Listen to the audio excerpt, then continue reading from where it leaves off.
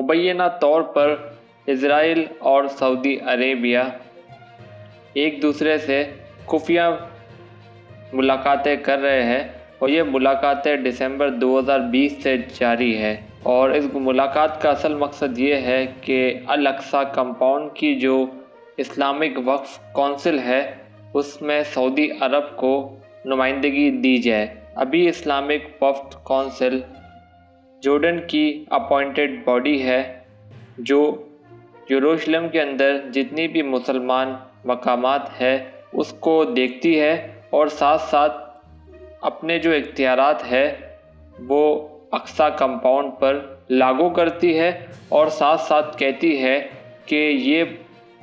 Matter जो अल Aqsa compound वाला जो मैटर है वो इज़राइल के दायरे कार में नहीं। सब्सक्राइब के बटन पर क्लिक करें, बेल आइकन के बटन पर क्लिक करें, फिर ऑल सेलेक्ट करें ताकि हमारी अपडेट आप तक पहुंच सके। शुक्रिया।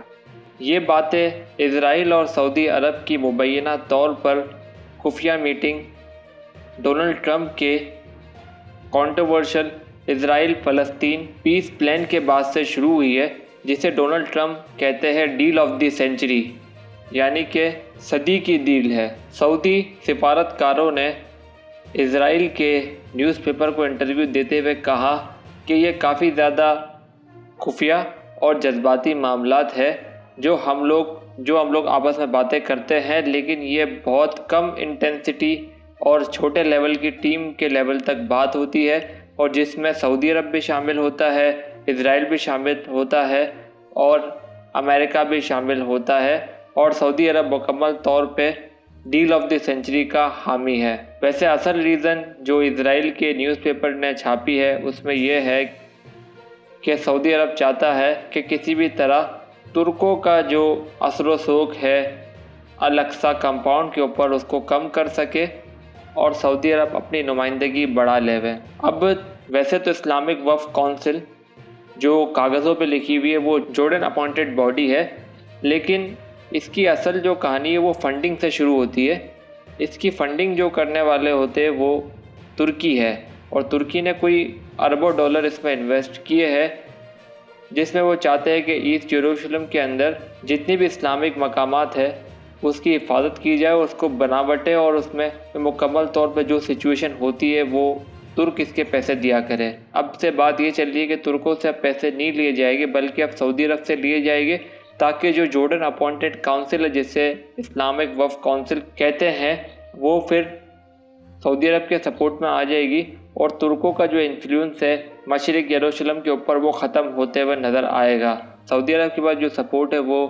इज़राइल की है, अमेरिका की है, अरब इमारात की है और बहरीन की है। और सऊदी अरब का जो स्टेटस जो दिया गया है इस्लामिक वक्फ काउंसिल में वो ऐसा ऑब्जर्वर स्टेटस मिल गया है और सऊदी अरब अब जॉर्डन को किसी तरह बहला पुसरा रहा है कि जॉर्डन जो सरपरस्त है इन तमाम मजहबी जगहों का जो यरूशलेम के अंदर है उसको मुकम्मल तौर पे मानेगा सऊदी अरब, और यहाँ तक कि सऊदी अरब इसको चेंज करने की कोशिश नहीं करेगा। तो जॉर्डन भी जो है वो उसमें मुकम्मल तौर पे हामी हो चुका है, लेकिन जॉर्डन का असल मसला पैसों का है और सऊदी अरब ने कहा है कि मैं अरबों डॉलर इन्वेस्ट करूँगा मशरिक यरूशलेम के ऊपर ताकि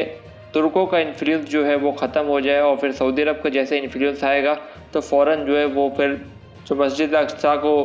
शहीद करने वाली बातें हो रही थी वो शायद हकीकत में बदल जाए। लेकिन सऊदी अरब ने अपने पैसे लगाना शुरू कर दिए है और एक तरफ तुर्क जो है वो अपना इन्फ्लुएंस बनाने के लिए बहुत सारे ड्रामे वगैरह भी निकाल रहे हैं और मीडिया के ज़रिए बहुत ज़्यादा इन्फ्लुएंस बनाने की कोशिश कर रहे हैं, लेकिन साथ साथ सऊदी अरब मुकम्मल तौर पे इस्तेमाल हो रहा है इज़राइल और अमेरिका की जानिब से।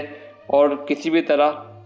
सऊदी अरब चाहता है कि वो अब अल अक्सा कंपाउंड पे अपनी असर व शौक़ बढ़ाए और फिर आगे जाके अल अक्सा कंपाउंड और मस्जिद अल अक्सा सऊदी अरब संभाले। तो अभी तक की ये अपडेट से काफ़ी ज़्यादा खुफिया रिपोर्ट थी जो मैंने आपको बताई है। उम्मीद करता हूँ कि आपको समझ आई होगी। अल्लाह ताला आप तमाम लोगों की हिफाजत करे।